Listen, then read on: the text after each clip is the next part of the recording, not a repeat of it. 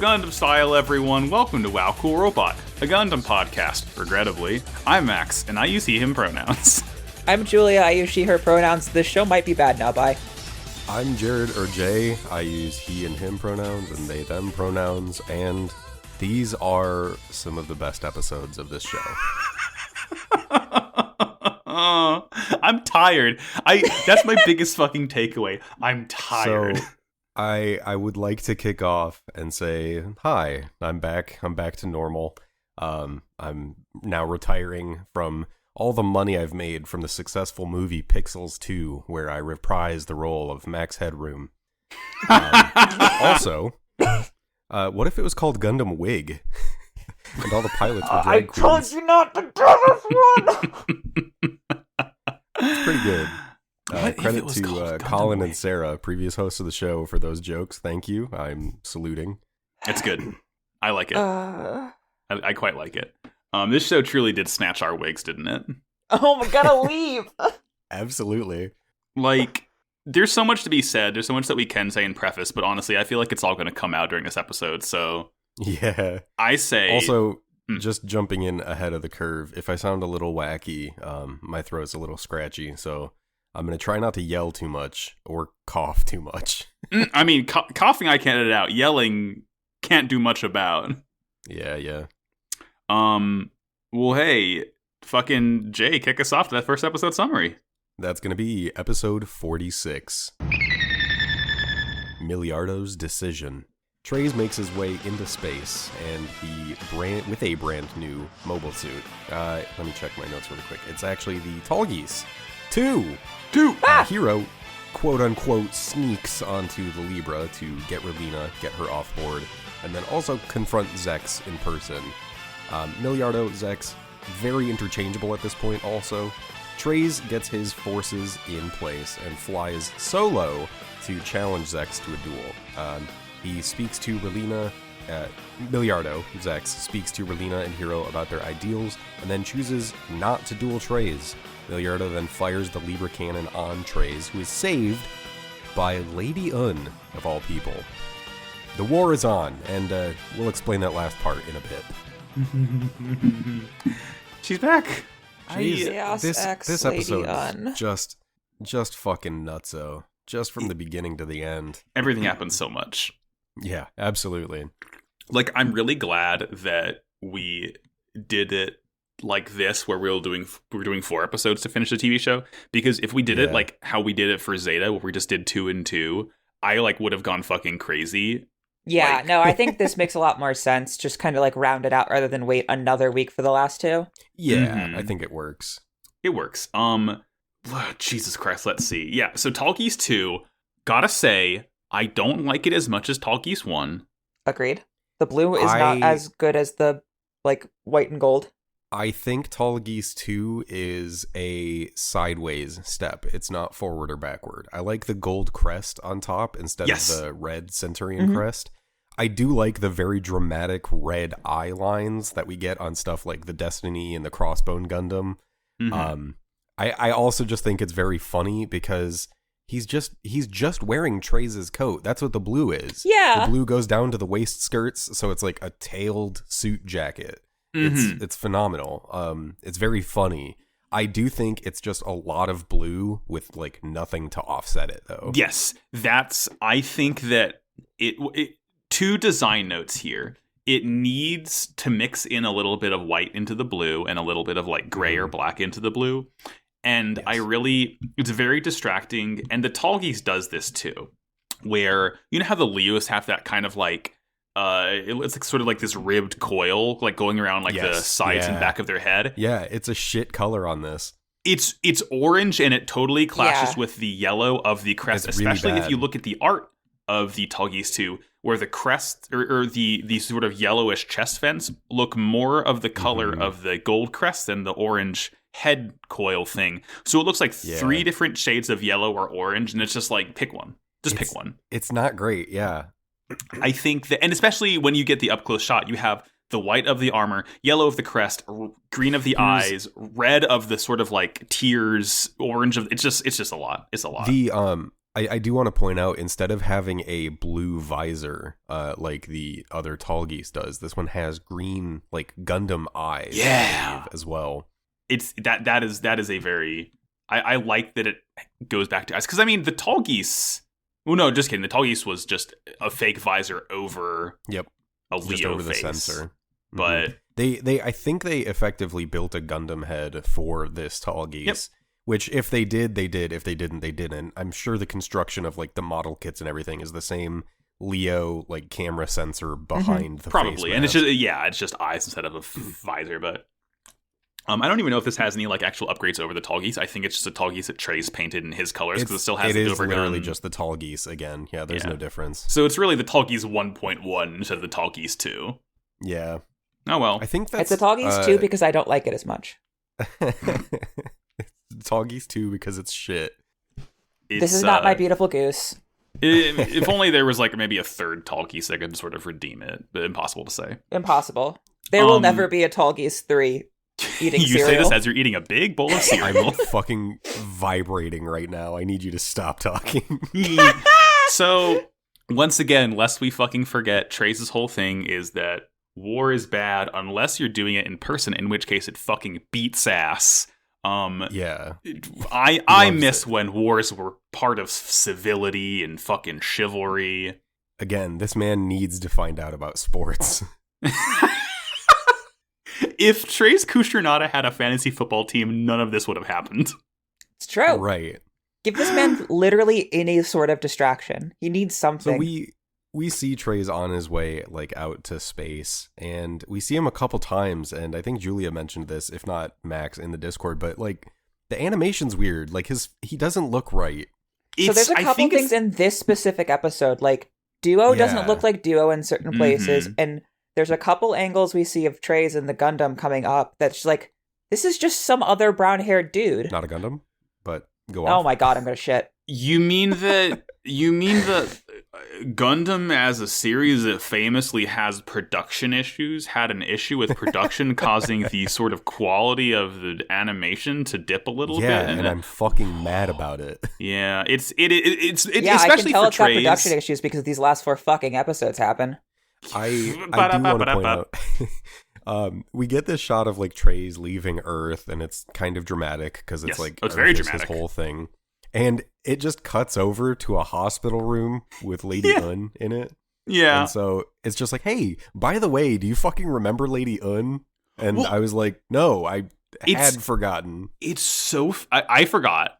But I saw her and I did a Leo point and I hooted, holler, and clapped like a trained seal because I love Lady Un. But the fucking next scene is this Oz hangar, and you see some mechanics working on like the recovered wing Gundam, and they're like, well, shit, now that Trace has left Earth, no one else remains on the planet who can pilot this. And it's just like, come on. Lady Un's real shit, eyes open. Yeah. There's no one that could possibly take this Gundam, right? It would only take a girl boss of the highest caliber to pilot this bad boy out of the atmosphere. God damn. We learned that Hero took off in a sort of shuttle, just no Gundam or anything, to Libra to rescue Relina. This nice moment of all the boys like chatting. I love this scene. I love this scene. It's everyone so just kind of goes around the room and they're like, well, are you surprised he took off? And they're like, no. What about you? Are you surprised he took off? And Duo is like the only person who's like, yeah, I'm surprised. I'm kind of like angry. You guys all have so much faith in him. He's not infallible. And Duo's like the only person saying that. And then after finding out that Hiro went to go save Relina, Wu Fei is like, I thought he was the most reasonable among us. And then Troa looks at him and says, listen, if he brings Relina back here, just don't fucking say anything. Just don't open your mouth. Chong Wu Fei, once in your fucking life, do not practice misogyny. Please, right, God. It's like, women's feelings are hurt pretty quickly, so like, shut up for once. Troa drinking the respect women juice and trying to force it down Wu Fei's fucking throat. They're all like fucking holding him down, making him like eat a fucking pill. And he's doing this like forearm or like upper body I don't know. workout. Every single scene Wu Fei's hilarious. in is like it. If he's not in a suit, he's doing some sort of like hand or arm workout. Is very funny. Yeah. Wu Fei always skips leg day. Yeah, well, you don't need your legs to pilot a suit. That's true. I've played Star Fox. Yeah, you just cut it off at the knee. I think Quattra's like, no, we got to stay we can't go after him. We got to stay here to defend Peace Million, and we got to, let's give those two their alone time. It's nice. Yeah, that is a cute moment. Yeah, and Hiro just fucking crashes the shuttle into Libra. It's so fucking funny. He sends out a distress signal, and they're like, all right, confirm how many people on this damaged craft are alive. And Hiro hangs up and then says, there are no survivors. And it plays the fucking Duke Nukem theme. It's so bad. It's so fucking stupid. And then immediately it's just the ship crashing into a hangar. The fire suppression system kicks in. Everyone is like scrambling, like 50 fucking dudes in here. And I don't like, did Hiro bring a Libra uniform with him, or did he quickly knock someone out and put their clothes on so he could sneak out? The audio of or the video of Hiro like drop kicking somebody or like karate chopping their neck. So I think it's based on the fact that he has the Libra craft and he's saying he did in fact kill everyone, that there are suits on board that he took. That's what I think it's going for. I believe it. But sure, why the fuck not? Up on the bridge, Cans is looking around and he's like, I told you guys not to fucking let this happen again. It's so good. It's so fucking funny. They're the worst at defending this fucking battle station. Yeah, it really, really hits home that a lot of these people are just like paramilitary personnel more than anything. It's a bunch of people from the colonies who like defected. They've only read theory. They don't do praxis. Yeah, it's so good. And then Hiro makes it to Relina, and it's kind of a nice reunion a little bit. Like, this is, I think, when Hiro's finally just been like, all right, whatever, I'm just going to be nice to her. It's just not worth it otherwise. Yeah, he kind of lets down the edgy facade. Mostly. He's like about to take her, and like Relina thinks they're gonna leave. Like, she thinks that's what Hiro's whole plan is. And he's like, or she says, before we go, I want to talk to my brother one more time. And Hiro's like, you're not done with him, right? Well, good, because I'm not either. Because Hiro, it's like Hiro also wanted to talk to him, obviously. How convenient. And up on the bridge after the crash and everything, Zex is pissed off, and he's like, I know who crashed into us, and I'm gonna go fucking find them. Yeah, it's fucking tremendous. Hiro is like using Hildy's data to. This is what I don't fucking get. Presumably, literally, all Hildy's data on Libra did is show Hiro where Zex's fucking weird office is. Okay, so he was like using the data to scan down Zex, but it doesn't make sense why the data would do that. It was very confusing. Yeah, I don't know. The point is, all he ever uses that data for is to find out where Zex would be.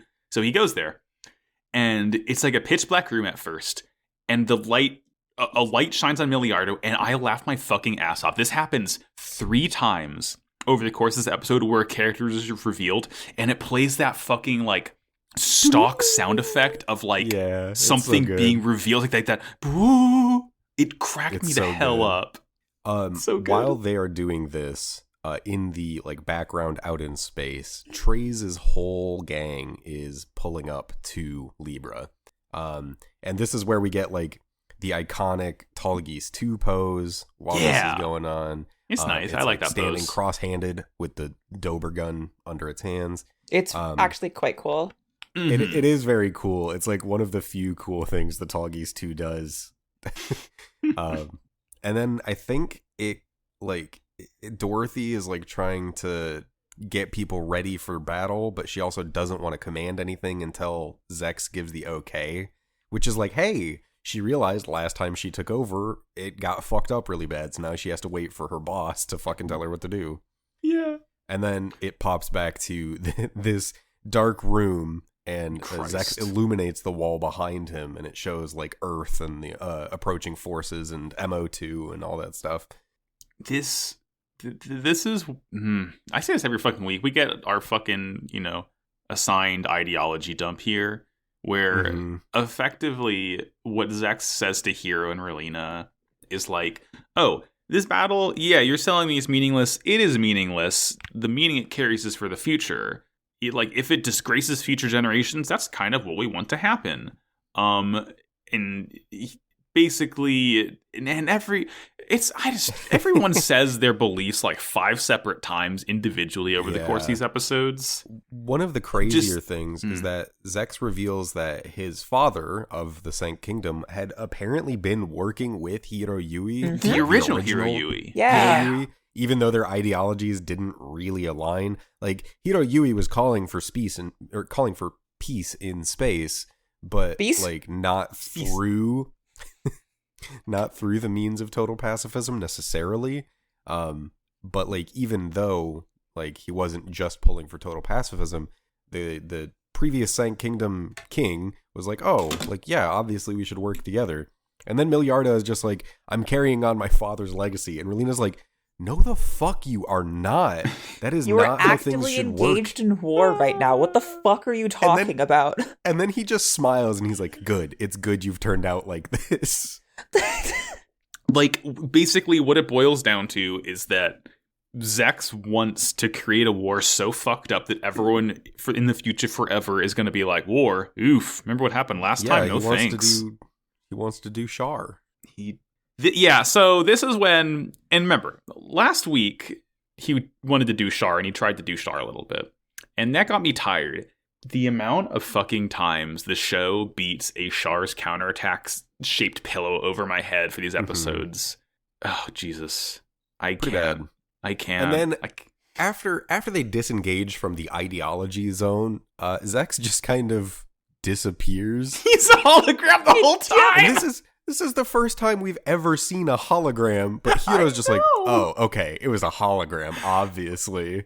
It's so fucking, like, I mean, presumably he probably thought Hiro was just going to straight up bop him in the head with the gun that he always carries on him. Yeah, so, true. I suppose good on you for being prepared. Yeah. Oh, Lord. And then things start to heat up. This is where the Libra cannon is ready to fire, and Zex, like, comes back to the bridge, and he's effectively like, okay, we'll fire some warning shots, and if they don't stop advancing, fire on trays. And they, I think, radio out to the approaching, like, military forces. Yes. And they're like, if you don't halt your advance, we're going to shoot. You know, standard protocol. Mm-hmm. And Trays is like, okay, and then makes all of his Space Leos, his entire legion, stop. But he goes on ahead. Yes. It's fucking dope as hell. He like, puts his one hand out to stop them and rockets ahead. Yeah. As he does this, Un wakes up and the second stupid sound effect plays. Yep. It's so bad. Her eyes snap open, and then, like, we just get a shot of the empty bed, and then it's outside of the hospital, and there's something flying into the sky, and some people what could are like, it be? What's going on? This rules. You love to see a girl boss winning. Let's see. Cans wants to send troops out to stop Trays, but Milliardo like says, we gotta see. Let's see what he's doing first. And of course, Trays challenges Milliardo to a duel, and he's like, my answer ... is no. And Dorothy's so fucking pissed, and Trace is like, good answer, very smart. Yeah, I know, it's so wild. It's like, Dorothy wants this chivalrous combat, and it's like, it feels like Trace is just getting tired of his own shtick, and it's like, finally, someone to challenge my ideas of doing things my way the whole time. And it feels to me at a certain point like similar to the issues I have with Zex, and that these characters just forget what they've been talking about for the last 45 episodes and decide to do something else in these last couple, and it's like... They got bored. Yeah, and it's like fair, but also, this isn't real life. You can have consistent characterization, please. Yeah, the show's about to end. Don't do something wild for the sake of it being interesting. Yeah. Yeah, truly. I mean, and Milliardo justifies it by saying he's not an Oz soldier. Chivalry is meaningless to him. He's not going to decide the destiny of the colony citizens by a single duel. And Trace is like, well, you know what? That's the right choice. And then he's like, all right, let's shoot him with Libra. And then all the things, Dorothy doesn't want this to happen. Yeah. She doesn't want Trace to die, and especially not like this. And Cans... That voice crack of a lifetime. Yeah, that was a powerful one. Cans pulls a fucking gun on Dorothy and Zex tells her that she's under arrest for being a traitor. And then I genuinely forgot this happened because it does not fucking matter at all. It also doesn't make sense. Like, Zex is like, she's a traitor, and then the gun is pulled on Dorothy. That's the order of the operations. It's so weird. Why is this occurring? She's a traitor. Get her in the mobile doll room so she can command our troops. Yeah, whatever. It does nothing to the story. And then Zex goes to push the button, and Dorothy, tries to leap in the way and stop him, too. And as all of this is happening, Treize in the Tall Geese 2 is flying toward Libra, which I do need to point out, Treize can just handle flying in the Tall Geese. He's fine. No big deal. And as all of this is going on, Treize is flying towards Libra. Zex hits the button, even though Dorothy tried to knock him out of the way. The Libra cannon fires. And out of fucking left field, before Treize can get hit by the laser, the Wing Gundam pops on screen and slams into him. It's good. And there's not even a question of if unsurvived. We know she did. She's in fucking Wing. You cannot kill that thing. Yeah, absolutely not. And this is the third time they play the sound effect. Melted off. Yeah.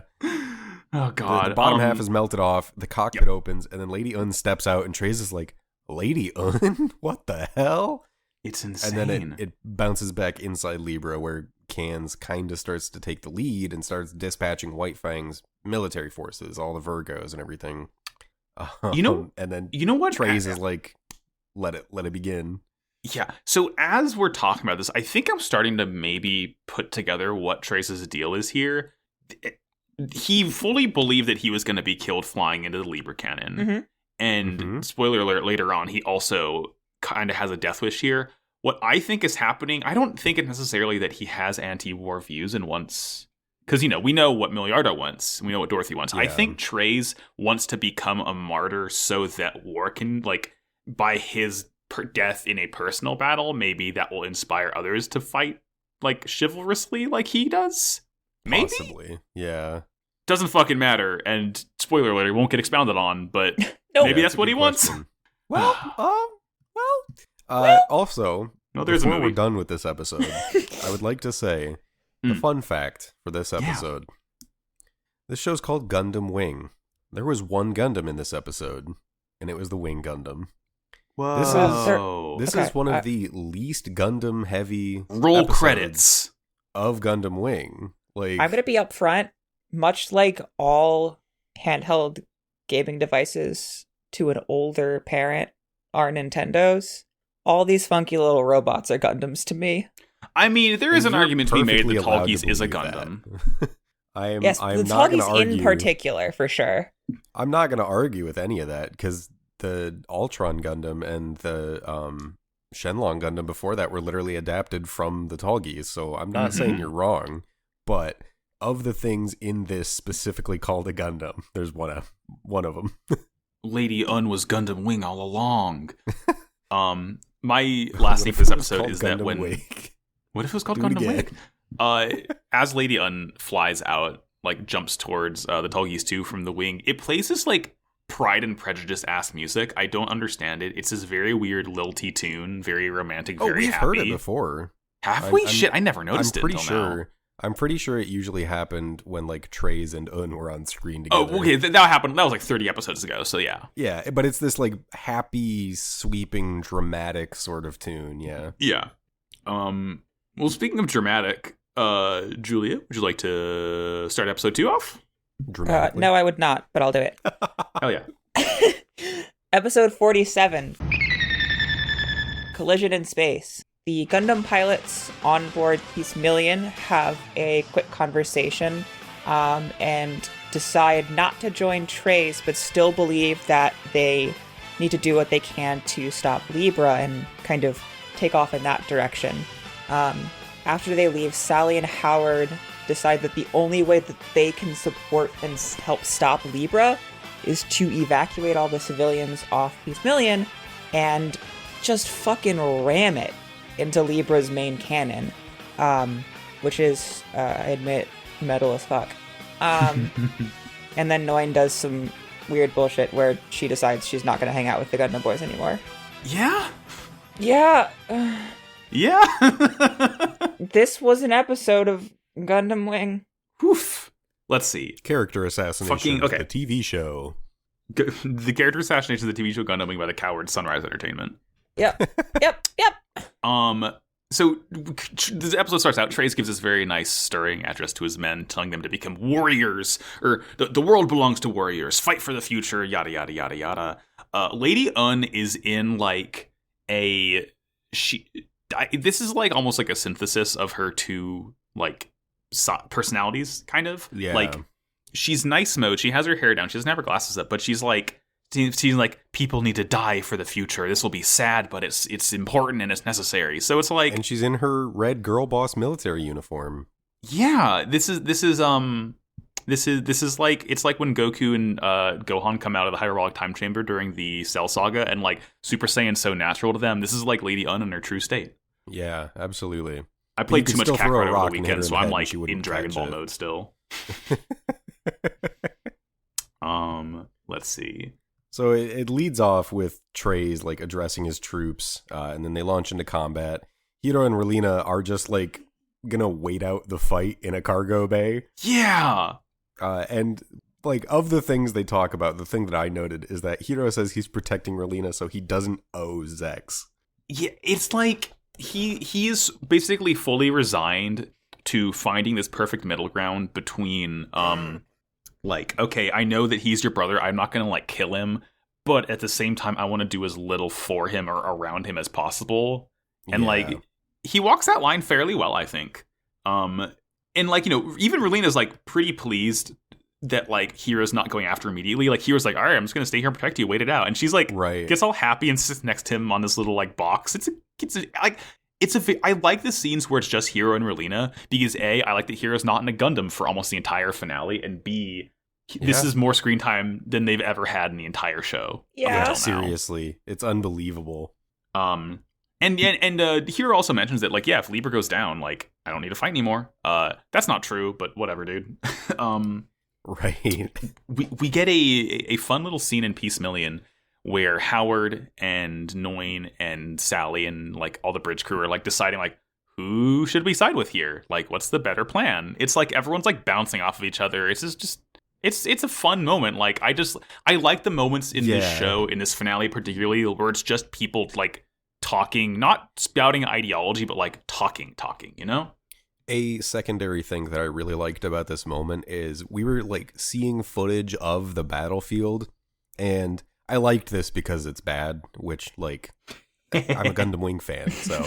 But it's like, you see the Leos taking on the Virgos, and they seem to be evenly matched, which is just fucking baffling. It's they read the script. That's like the lead into the conversation they have, where it's like, well, they seem to be pretty evenly matched, so what do you guys want to do? And they're like, well, I don't really want to fight on the side of White Fang. Don't really want to fight on the side of the Earth forces. But Libra's got the Libra cannon, so that's bad. So I think we should take them out. Yep. But, like, as our own thing. Both sides are bad. One side has an Earth killer. And I think that's kind of something to stop. Yeah. I think it's Katra who kind of makes that call, too, which I really like, because the first time we met him, he was bird watching, and he was talking about how beautiful the Earth is. So it's like, yeah, that's fitting. I like that he was the one to kind of make that call for everyone. Yeah.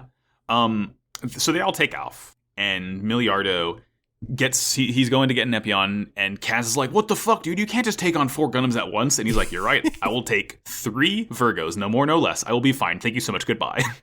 I'm good with these 3. Thank you. And for a moment, I was like, okay, so he's going to be, like, accompanied by mobile dolls. And the way that it's handled, like, I know I'm jumping ahead a little bit, but the way that it's handled is fucking wild. We have 4 reps to go through. That's fine. Yeah. He's just like, they get on the field, and he's in control of those mobile dolls. Yeah, like, it's actually really fucking cool. It's incredible. I think the opening line of that fight is he says, here's how mobile dolls are meant to be used. And it's like Katra or someone like goes in for a direct hit. I think it's Duo, actually. Duo is being cocky. Goes in for a direct hit. And Milliardo's like, this is an unmanned craft. It is nothing but a shield to me. It just throws a Virgo at him.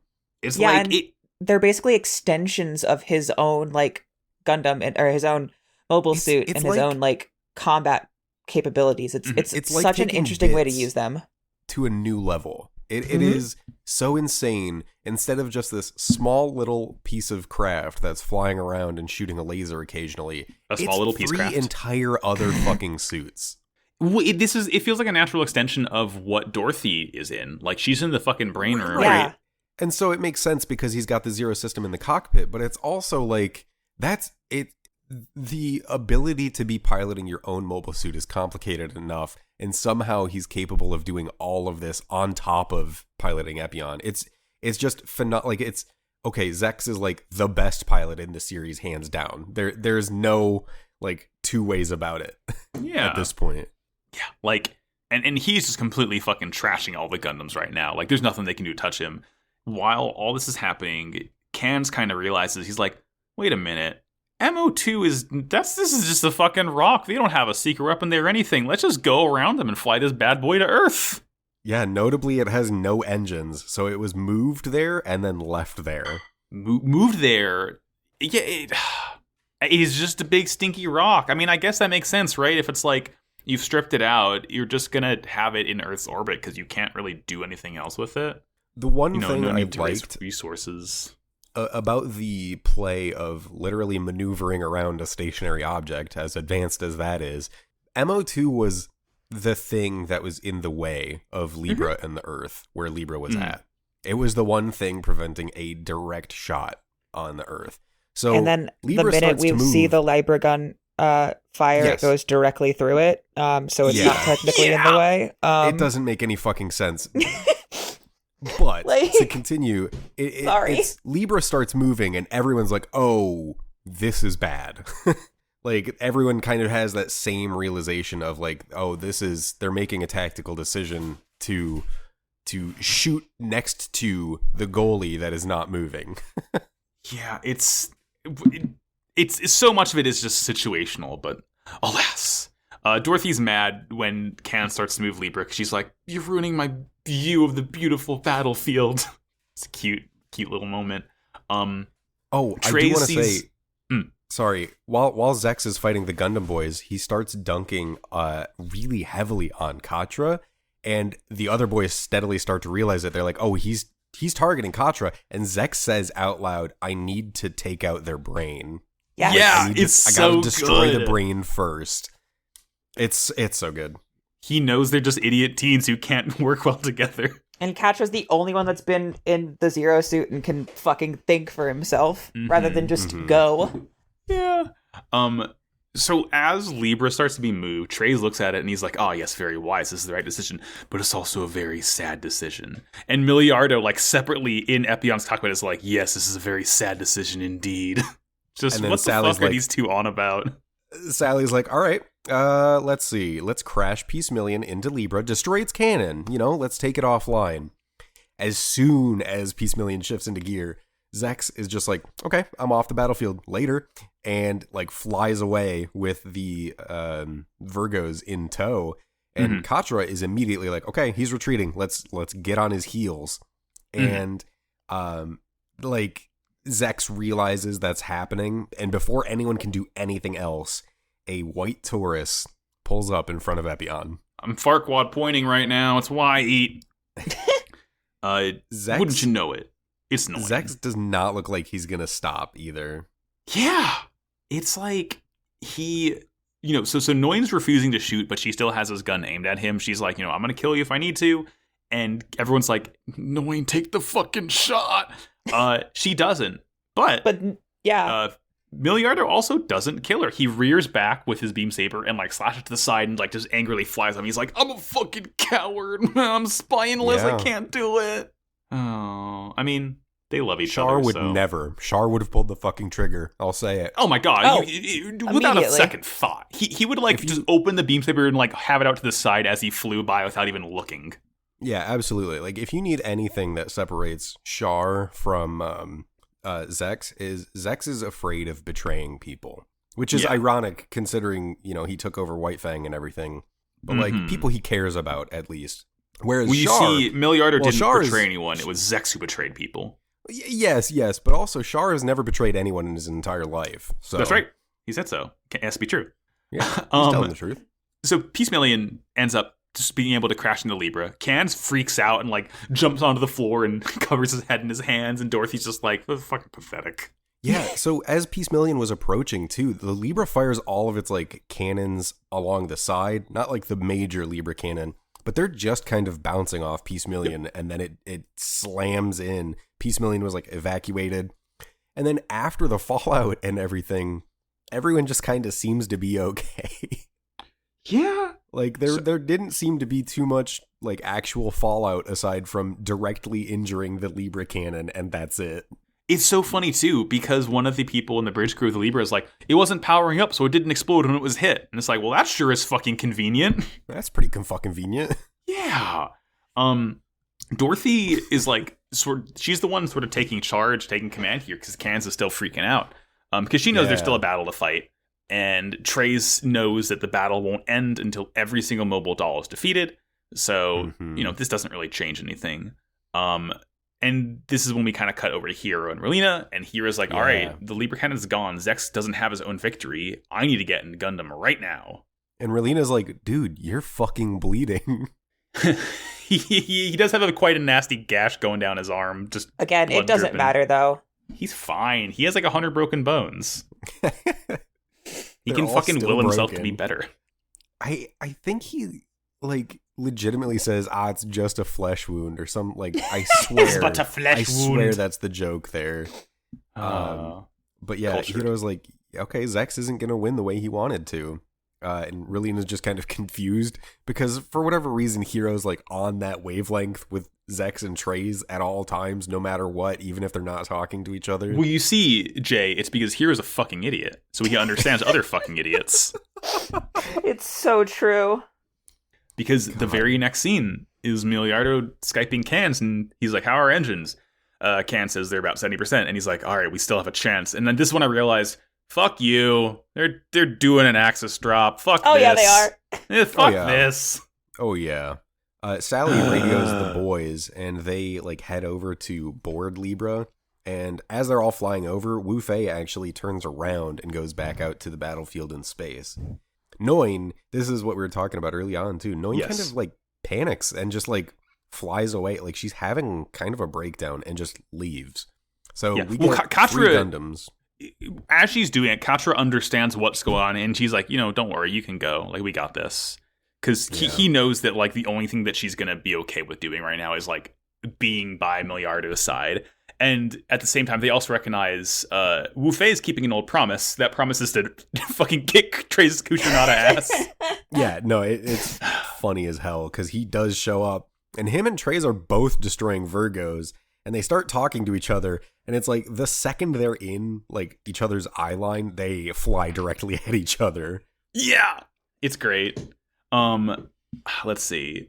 I like the balance here because we bounce back in Libra, and the boys are out of their Gundams. They're stalking around inside Libra. They have all gone to different destinations.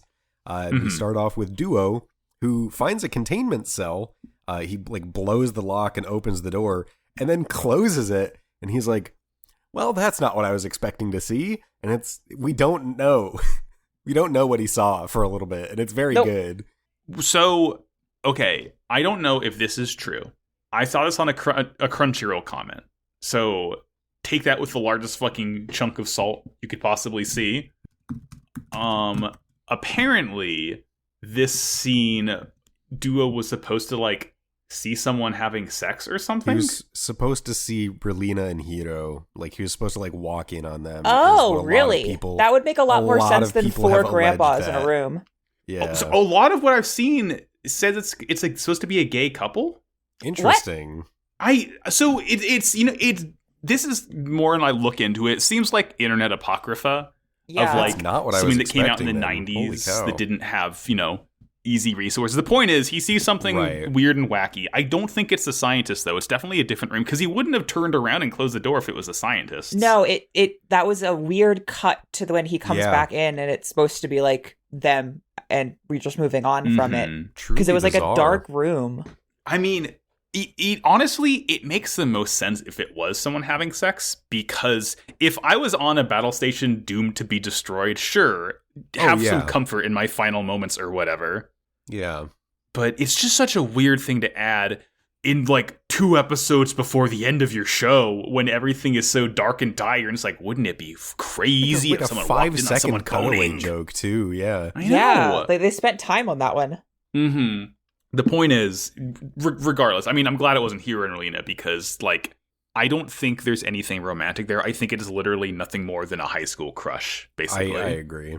So I want to point out the next step in this, as we go from Gundam Boy to Gundam Boy, we do in fact go in order of number. We go duo, toi, and then kat.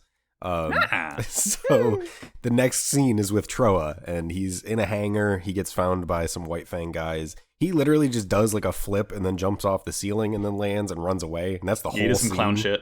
Yeah. And then we head over to Katra. Katra. Because I love that Katra gets like the fucking final boss showdown here. I mean, they all get final boss showdowns. Most of them do at least. But Katra. This is Char's other half from the end of 0079. Exactly. It's a fucking fencing match. Yeah. So Katra enters Dorothy's cool brain room. She's like fully suited up. We don't really see much. Actually, you know what? We don't see any of this in this episode. All we see is Dorothy shooting him, and the scene cuts away. Yes, it's really dramatic. Yeah, you're like, did Katra get shot? For all the production issues, the planning ahead on that specific moment, I give them a lot of credit for. Oh yeah, if you had a week to wait for that, no way. So this is when we finally see the Gundam scientists are alive, all 5 of them. We haven't seen them for fucking ever. They explained to Duo that they teamed up with Zex in order to do the same thing he's doing, which is just instill fear of war in people, have a war so stinky that everyone is afraid to do it forever. But they also pulled a Mads Mikkelsen in Rogue One and like installed a fatal flaw in Libra. This case being they made the cannon unable to be fired continuously.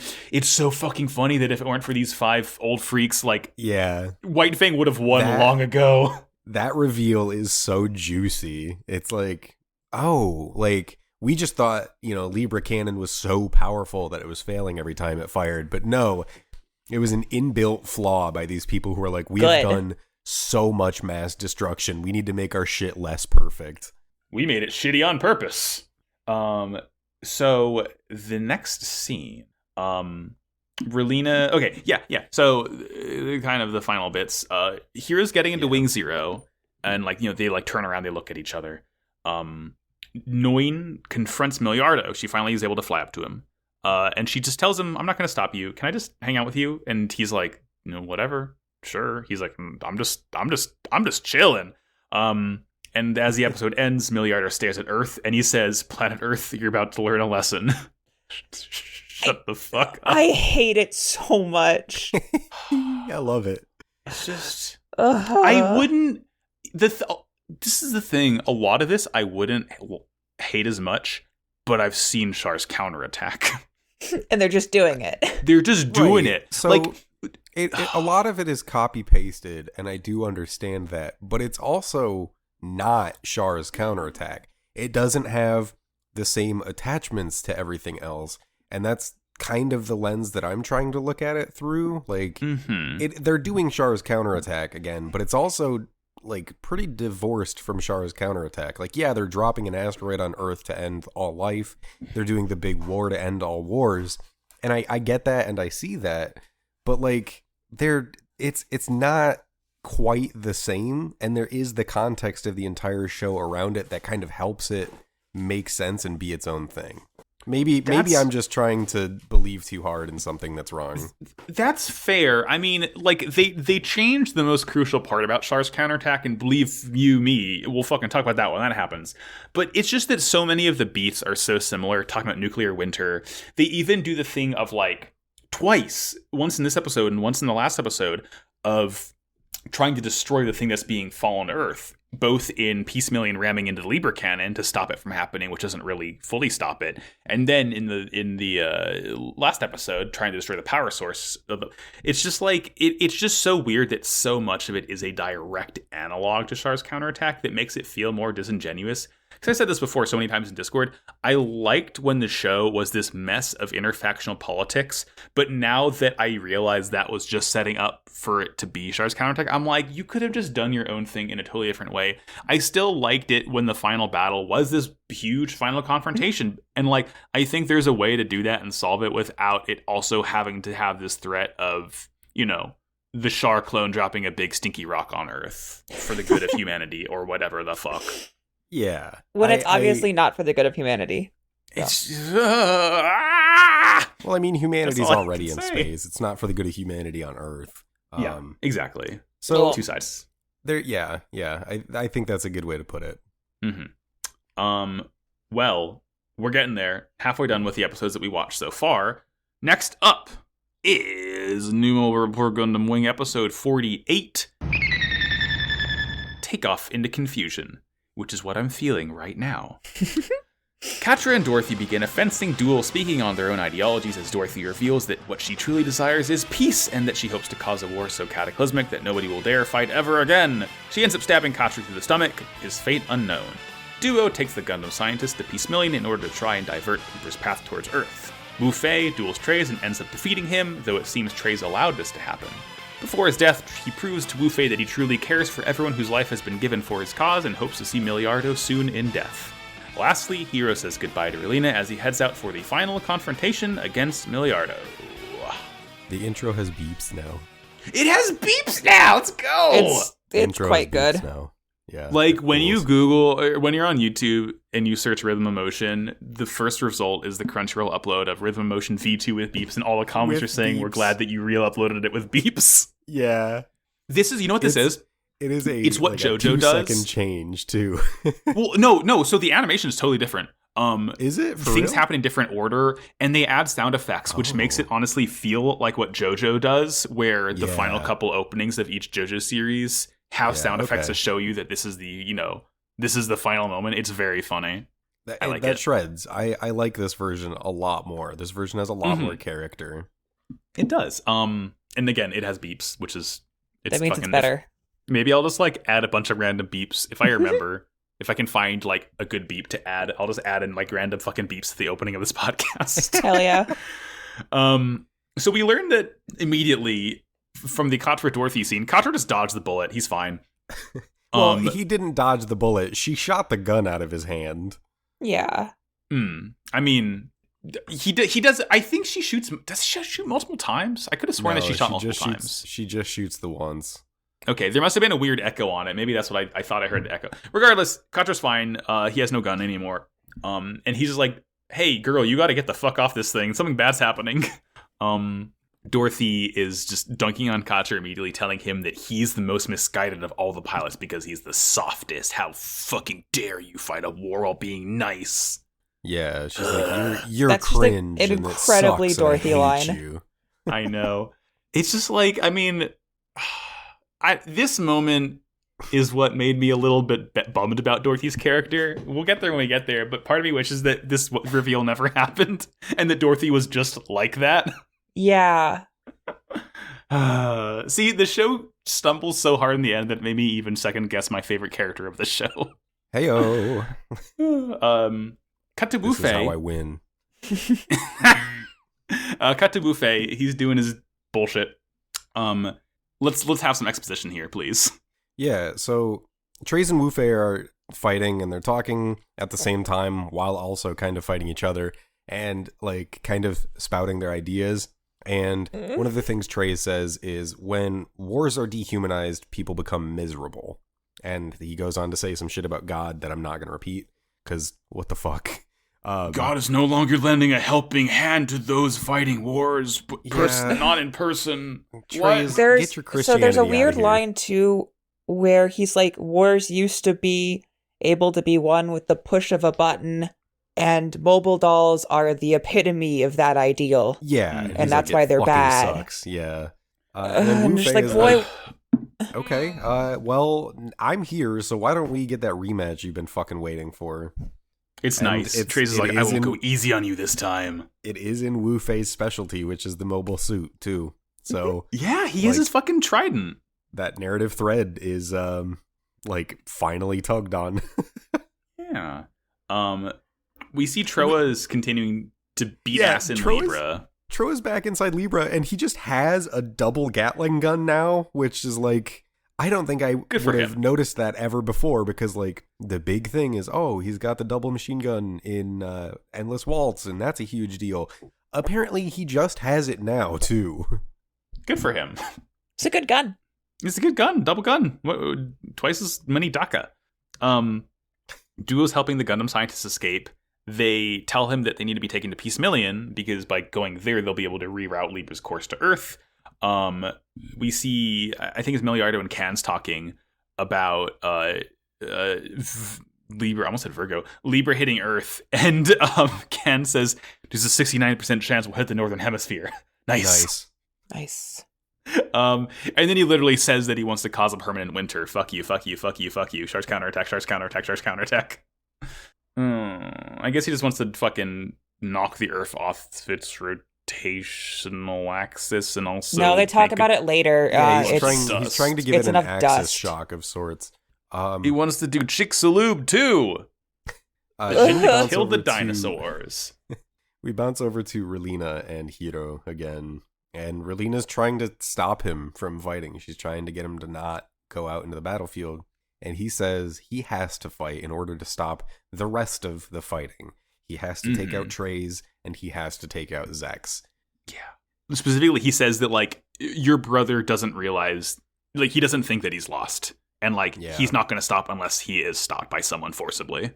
Yep. And then he looks at Relina and asks her to believe in him.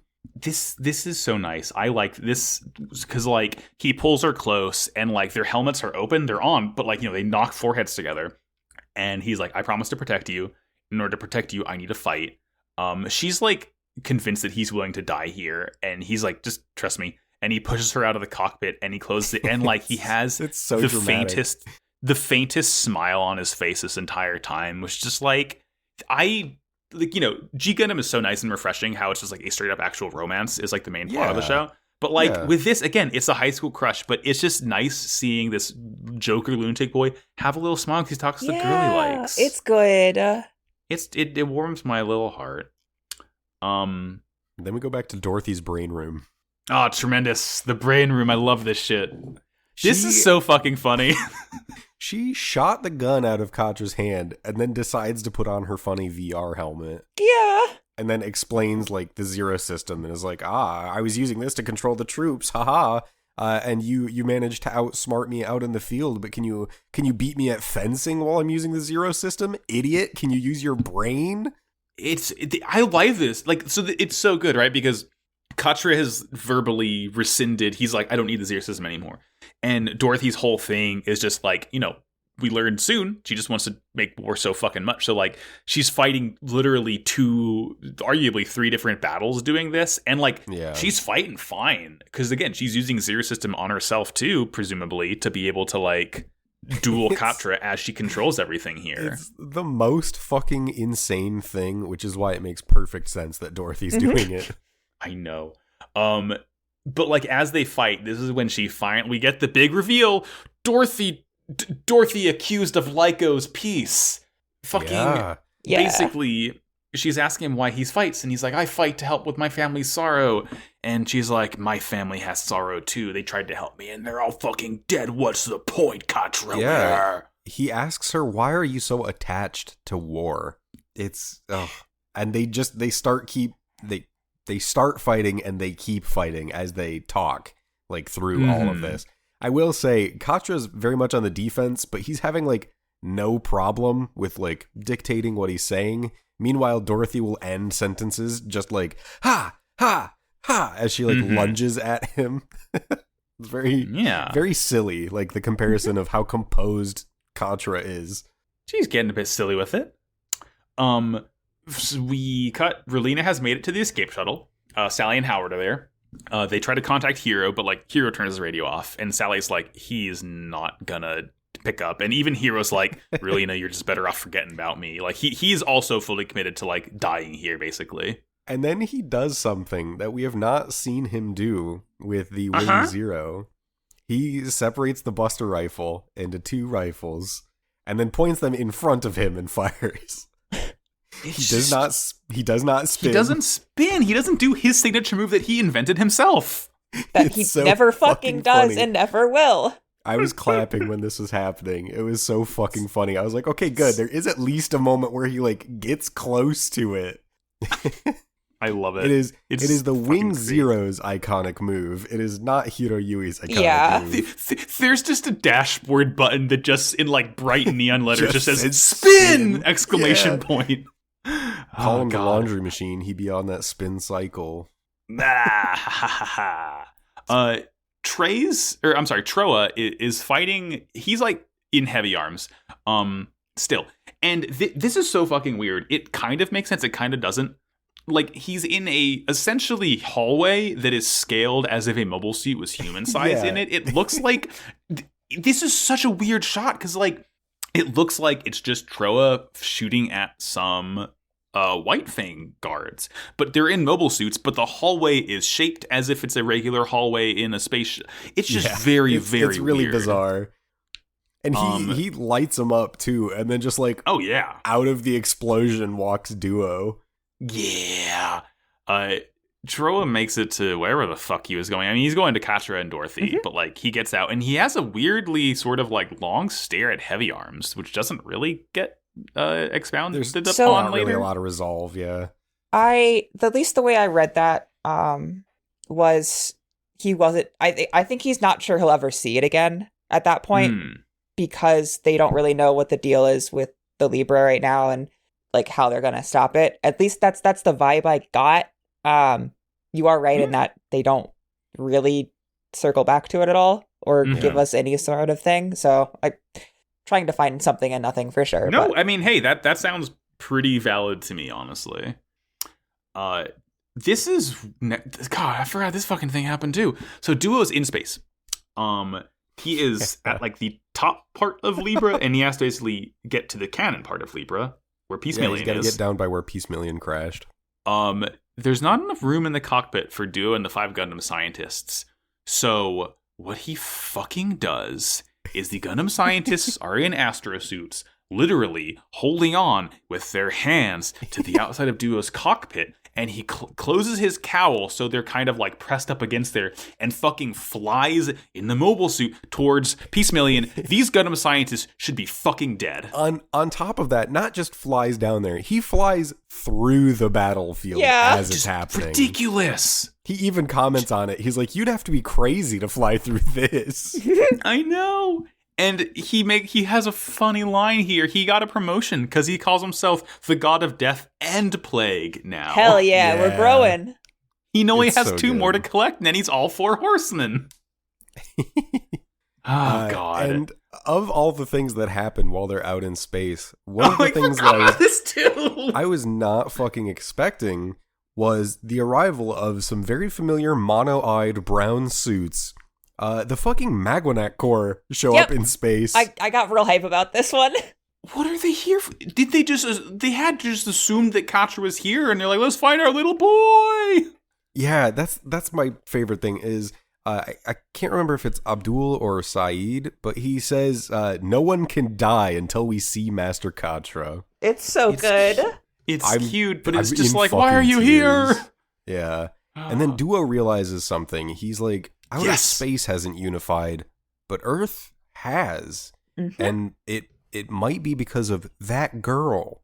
I'm pretty sure he's talking about Relina, but... Oh, yeah, no doubt. But yeah, he's like kind of realizing that like it's not Treize who's the one to unify Earth. Like Treize did, one world nation, yada, yada, yada. Relina actually has the power to make people band together for a cause. Yeah. Which is nice. Absolutely.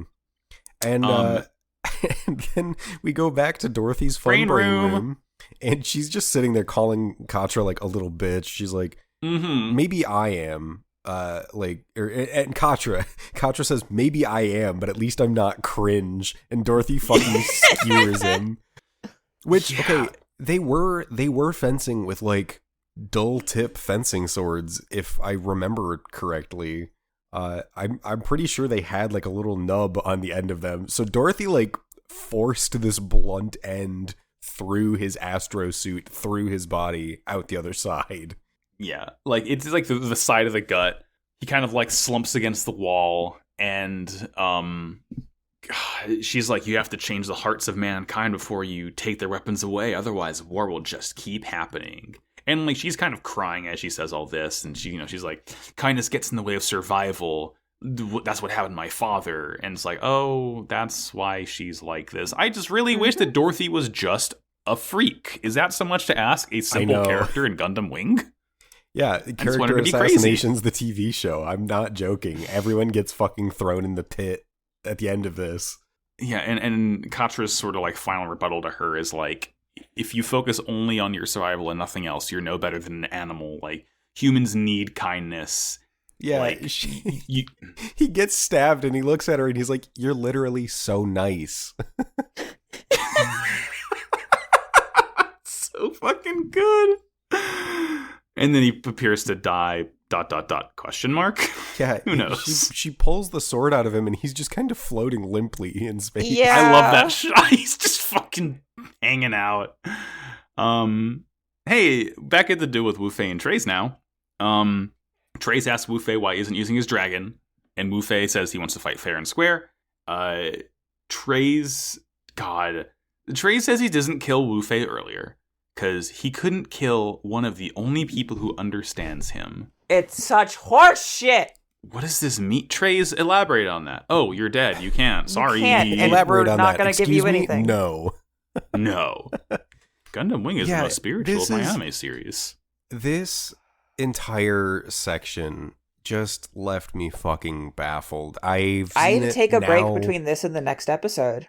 Yeah, I've seen it now 4 times, and I still am left just a bit confused. So Wu Fei and Treize keep fighting, and then Wu Fei's like, you're an idiot for fighting this battle and getting all these people killed.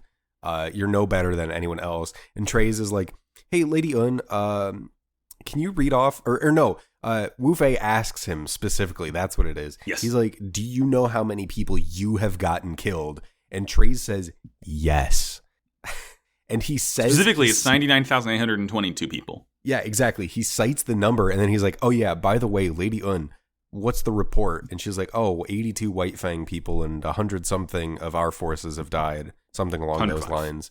And he's like clenching his, like fingers pressed against his eyebrows. He's like, good Lord, get me their names. I will remember them. And Wu Fei starts like screaming. He gets so mad. It's like Wu Fei learning that Treize does care about the people who die in his glorious battles is like the thing that makes him freak the fuck out over this. I guess because it like shows Treize cares. It's so fucking confusing. But he doesn't. I don't like. Yeah, like I'm sorry that I just got uncomfortably close to the mic, but it's like it doesn't fucking make any sense. And then Treize is like, block this overhead, and then charges Wu Fei. Wu Fei's like, bet, catch this block, and stabs him through the fucking cockpit with the trident, or near it at least. And we cut inside of the Tall Geese 2's cockpit. And Treize says some shit. He says, Wu Fei, my eternal friend. What the fuck are you talking about? Boy, are you high? Like, are you on drugs? You used to be my brother. And he, like, Wu Fei is so fucking sad now. Yeah. Treize dies. He's like, Milliardo, I'll see you soon. And Wu Fei's like, it should have been me. Yeah, that's one of the things that is the most confusing is Wu Fei thought he was gonna lose. He did not think he was gonna win this fight. And he's mad as hell that he did, I guess. It's like Treize just wanted fucking someone to fight him honorably in a duel, and like Wu Fei was the only person who would do it again. That's the thing. I still don't think Treize is like pro peace, but what happens causes peace to happen after this. But it's just like Treize went into battle wanting to die. Wu Fei went into battle wanting to die. Neither of them, two enter, one leave. They couldn't both die in this battle. And it's just like, is Treize just happy that he was able to be taken out by like a true warrior spirit as Wu Fei? And Wu Fei is just so shaken that Treize actually like he like fully believes in his cause to the point where like he convinces Wu Fei that he's. There's so much. I swear to God, we can make an entire fucking episode on this, and I'm sure we'll get plenty of good mailbag questions about what the fuck was with Treize, and people will just and what tell the fuck us was their Wu Fei's interpretations. problem, and also this, he's not going to be weird after this, right? I'm pressing the X button as hard and as fast as I can. I'm making Cole Phelps' face. Doubt. Because fucking immediately after this, Lady Un's like, hey, war's over. Pack it up, boys. Yeah, she declares everyone, defeat. get out your suits. It's so bizarre. And then back in Dorothy's Fun VR Brain Dome, she gets contacted by Cans, who says, Treize is dead. And Dorothy's like, fuck, no! And like, God damn it! On the verge of tears. And then Cans is also like, oh yeah, but like, we won the fight. So like, we win. And Dorothy's like, mad as hell. And someone walks into the room, and if you pay attention to the voices, you'll know that it's Troa. And they're like, it's a shame that you can't cry. It's sad when women can't cry. Which is really funny because she was literally just crying, but whatever. Yeah, Troa, what are you fucking on about? And like, Relina wants to try to get into contact with Hiro to let him know like what's about to happen. Because she seems to know, like, oh, the fight's over, I need to tell Hiro, or something along those lines. And Hiro pulls up on, like, quote-unquote top of Libra and is confronting Zex. And that's where the episode ends. Yeah. There's just, like, God. I mean, I know it's not even the final episode. I'm tired. I get that.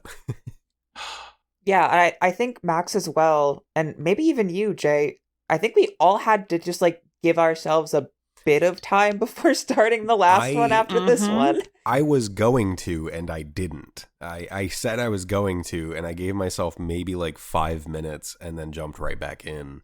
Like, I had lunch between these two. I needed to breathe. Yeah, and to cleanse your palate. Oh, God. It's just like, it happens so quickly, and then everyone just goes along with telling everyone to surrender. Like, the fighting just straight up stops, and it's just like, whatever. Maybe if we talk about the last episode, it'll make sense. Probably not. Probably not. But let's try. And that's the final episode, episode 49. The Final Victor. The year is after Colony 195. We see the final conflict carried out solely by Milliardo Peacecraft, once again going by Zex Marquis and Hiro Yui. The Epion and the Wing Zero clash on the outskirts of the Libra. The doctors all repair the engine of the Peace Million and are confronted by a long-lost cohort, Cans. Peace Million's engines activate and stop Libra's descent towards Earth, but a stray chunk of Libra falls, and it looks like it's the end. Troa rescues Katra, and all of the Gundam boys work together in order to shred Libra from the inside out. Hiro manages to get his Buster rifle back, everyone evacuates, and Hiro, with some help from Zex on the inside, fires on the falling space debris and destroys it entirely. The colonies announce their desire for peace, the day is saved, and the show wraps so impossibly fast, with almost zero real closure. Oh, and in this final episode, I am personally vindicated with a single final mention of Operation Meteor. I was so hoping you would mention it. I was so... When Cans mentioned it, I'm like, oh, Jay's eating good tonight. There is no way I'm not talking about that. Yeah. This is the narrative closure for me personally. It was all worth it. I can die happy. It's like... This is what got me the most. The show tries to get so many parallels to Char's Counterattack. In the end, they can't even commit to the bleak ending of it. They're like, let's make it happy. They make it happy, but it's also like there isn't closure because it's like it's over and you get like 5 seconds to look at like one scene of like wrap up for 2 different characters, and that's basically it. Yeah. They're like, show's over, fuck you. Show's over, get out. Buy our movie. It's just like... It's just like there's so much... Whatever. I'm getting ahead of myself again. There's like not... Doesn't feel like there's much set up for a movie, but still, whatever. So, we get a little bit of the Peacecraft's rules of her happiness, because Milliardo says there's certain conditions that must be met for total peace. 1, all weapons must be eliminated. And 2, the desire to fight must be erased from people's minds. This is like when Hero and Milliardo start fighting. They get their final showdown, and Hero's like, Earth is going to hate you for this, and the colonies rely on you, and this mistake will be repeated as long as you live. And fucking, this is like, we get, I forget who mentions this. I think it might be Noin or maybe, but someone mentions that like Milliardo wants to die here. It was Noin. It was okay, yeah. And she knows that Zex wants to die here to atone for purging humanity, and I'm just like, fuck you. That's what Char did in Char's Counterattack Gundam movie. That's okay. Char's, he's probably fine. He's fine. I do want to say the fight between Wing Zero and Epion, which continues for a good portion of this episode. Like almost the entire episode, yeah. It beats ass. The budget had to go somewhere, right? They are kicking the shit out of each other, and it's so fucking cool. There hasn't been a Gundam fight like this good since Wing and Epion previously fought, and they were the different pilots, but I think prior to that, we haven't seen a mobile suit fight this interesting since maybe G Gundam. Like genuinely. Yeah.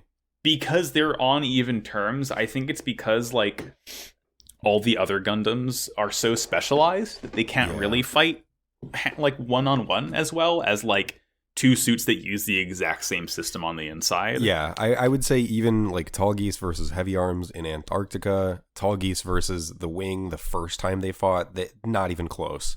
Like, yeah, it's awesome, genuinely awesome. Yeah, it's badass. And while they're fighting Libra, sorry, go ahed. No, yeah, on MO2, like this sort of base where Oz is. Un is ordering every single retrieved mobile suit to be destroyed. Relena, Howard, and Sally show up, and this is when fucking I genuinely forgot this happened. They're like, oh, Treize was also after total pacifism. The fuck he was. Yeah, that was absolutely no, he not. Wasn't. Absolutely fucking not. I mean, unless he literally told Un, hey, I want you to tell everyone to surrender when I die, and I know they're gonna listen to you because I'm their glorious leader. I'm in hell. Do you think Treize is going to be canonized? Do you think he's going to be a saint? He's going to be this patron saint of birds. Hell yeah. Duo successfully drops the Gundam scientists off near Peace Million. Gundam science. The Gundam science. He flies back to fight the suits. In MO2, Lady Un hands Relena a gun and tells her this is her chance to take revenge for her father's death. Mm-hmm. And Relena slowly, dramatically walks up to Lady Un, puts her hand up in front of the gun. Yeah? No, there's just nothing better in this show than someone giving Relena a gun. It happens so many times. Do you ever just want to go sicko mode? Don't you just want to go apeshit? And it's like, it's the one narrative through line that I think has been really stable because Relena declines the gun. Once again. I'm eating cereal and I'm saying Relena except will for never the one fire episode a gun. where she did take a gun and tried to kill Lady Un. But for 50 episodes, she has not taken the gun. She learned her lesson. She's just like, no, let's just put an end to all this. There are revenge and the battles. And so, yeah, nice. She's trying to break the cycle. Break the wheel. We also get a nice moment where we finally see Howard's eyes. Like, for the rest of this episode, Howard's sunglasses dip about half an inch, and you can just see his eyes, and I just love that trope of, like, the character that has been glasses the whole time, and in the very end, you see their eyes, and it's like, fuck yeah, I know you now. Once again, he reiterates, if Libra hits Earth, the power source will create a nuclear winter, just like in the hit Gundam movie, Char's Counterattack. Hey, Max, how you feeling? Bad. So we either need to blow up the ships or stop them in orbit, and there's still hope. Let's see. After Duo drops off the doctors, he jumps out into the fray again. So yeah, we cut to the brain room. Yes. Tro is still there. Because he's like unplugging all of the mobile dolls. He talks to Dorothy and he's telling her, it's like, my heart has been void of feelings for a while now. Every time I fight, I lose more and more, but I had to keep on living, even though I'm just a fucking husk, because I have a home to return to. And Dorothy's like, I fucking don't. Yeah. And then he just says, that's tough, and then grabs Katra, and they're like, she'll figure it out, right? Damn, that sucks, bye. It's so like, good. Katra, oh yeah, also, Katra's fine, by the way. I mean, he is gravely injured, but like he is capable of like talk. Like it's not like he punctured a lung or was stabbed in the heart. But for the most part, he seems to be okay. Not great. Troa put some. Okay. Troa slapped some fucking minions band-aids on Katra's gut, and he's just fine now. Yeah, and Katra gives him a thumbs up. And then Troa, he radios over to Duo, and Katra and Troa are in their Gundams and like getting ready to leave Libra, I believe. And Duo's like, once you two get out of here and this is all over, we're going to celebrate with some nice champagne. Yes. And Katra looks at the fucking camera and says, it better be non-alcoholic. Katra Winner will not break edge. He will never break edge. He's a straight edge child. God. We're going to get you some Welch's sparkling grape juice, Katra. Hell so yeah. Good. And then back on MO2, Lady Un reaches out to Noin. And she's like, hey, are you like seeing the fight? And Noin's like, yeah, Noin, you seeing this shit? What of it? And Lady Un is like, can you relay us the footage? And Noin is like, I'm not affiliated with you. I don't have to fucking do that. And Lady Un's like, okay, but like, what if it's to help stop the fighting? Please. And Noin's like, oh shit, okay, yeah, sure. She's like, it's not an order. It's a request, which is a favor. God, what was it? She says it's a favor, yeah. Okay, there you go.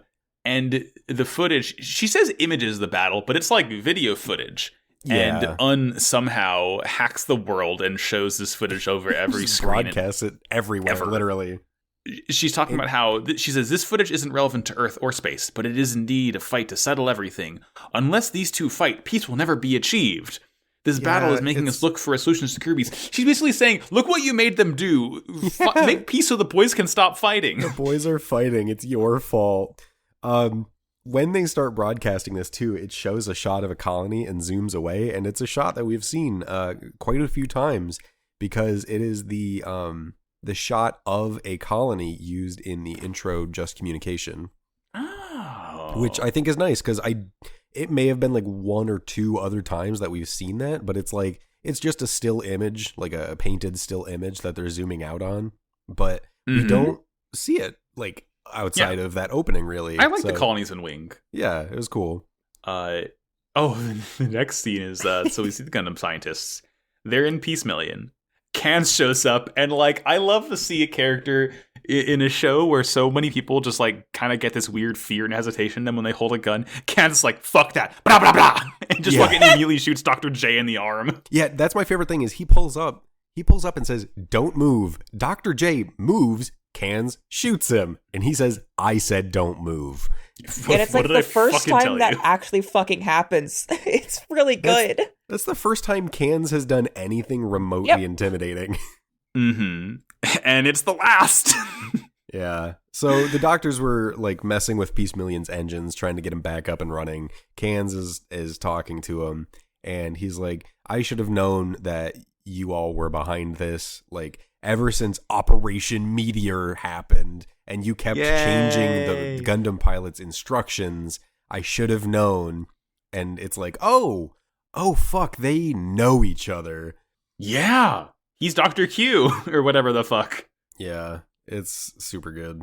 And like, there's a little line from, I don't know, one of them who says like, well, you know, we believed in Earth and humankind more than you do. So basically, I guess they kind of realized that the original plan of them just like going to Earth and like causing a ruckus wasn't going to solve anything. Right. So they're like, all right, boys, back to space. Learn some personal growth is in order for you all. Hiro and Zex outside of this keep fighting.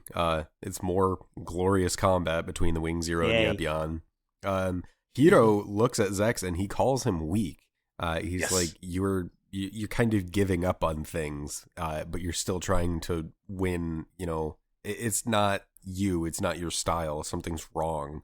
And as this is going on, Peace Million's engines kick on, and Noin in the Taurus gets flung from Libra as it starts to shift and change directions.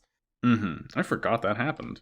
Yeah, so Libra, which had its engines on and was heading towards Earth, is getting outpowered by Peace Million and is no longer approaching Earth. I thought they just... Yeah. Yep. But a section does break off and keeps heading towards Earth. Again, this is once again what happened with Axis, where they blow it up, but there's still a big chunk that's going to hit Earth anyway. Yep. Yeah. We get a radio transition from the colony delegation that says, "Hey, the colonies, we're announcing combat too. No more weapons. Fuck yeah!" And sorry about the rockets heading to Earth, though. Yeah, they apologize for some of the actions they've taken. It's an apology's not gonna fucking do it, but sorry, their Earth is about to die. Yeah, oopsies. Jesus, our bad. This is the 3 Gundams, Sandrock, Heavy Arms, and what am I forgetting? Death Scythe Hell. They are flying towards the chunk, and Wu Fei is heading with them. They all go to get inside this piece of Libra and try to start destroying it. Yeah. Wu Fei specifically has the Buster Rifles with him, so he's going to go find Hiro. Yeah, which, when did Hiro lose those? I don't know! I saw that and I was like, how does he have those? Yeah, it's weird. Whatever. Everyone is inside the Libra block Everyone now. is inside, including Hiro and Zex, who are fighting inside this piece of Libra now. Again, the combat just continues to be fucking stellar. They really did put the budget into this. Yeah, Hiro is telling Milliardo that his actions are meaningless. The colonies have renounced violence. The Earth is surrendered. What are you fighting for at this point? Yeah. They charge. Hiro cuts Epion's arm off, and it's the arm that has the heat whip on it. He literally disarms him, and that's happened so many times. It's so fucking good, though. Oh god. I think it's Milliardo's kill me now. Yeah, and he said, no, why make didn't my you crush kill me? sad. Oh. Exactly. Ooh. It's so good. Because Relina would be sad. Just shut the fuck up, Whatever. Katra radios him telling him about the power source, because if they can destroy the power source, it won't be as bad. If the reactor so he goes to find critical, we might be able to stop this thing. Yeah. Magranak show up here. They're helping destroy the Libra block. Everyone's just causing as much mayhem as they can inside to break it apart from the inside out. What if instead of a bunch of Zaku's and Gyaradoga and GMs trying to stop an asteroid by using their thrusters, what if they just kept shooting at it instead? Theoretically, that would work better. Yep. I mean, get it into small enough parts, most would burn up and wouldn't be a nuclear winter. I believe this is Hiro takes off to get to the core first, and he gets there, and he says there's only one thing powerful enough to destroy this core: self-detonation. I'm gonna do my signature move. Yeah, that's Hiro Yui's signature move for sure. He gets interrupted when Zex shows up in the Epion and tries to stop him, and with the Epion's advanced beam saber, he stabs the core, and it starts to go critical, and Zex is like, leave me. I want to die. I want to die here. I want to die right now. Yeah, he as he flies in, he reveals that there is indeed a third reason, or a third criteria for peace: a strong heart that can empathize with people. And he tells heroes you need to live on, you're young, I need to die here, die a death of the warrior, you still have a future ahead of you, I don't. Even though Milliardo's 8 years older than Hiro at most, maybe. Not much. Not much.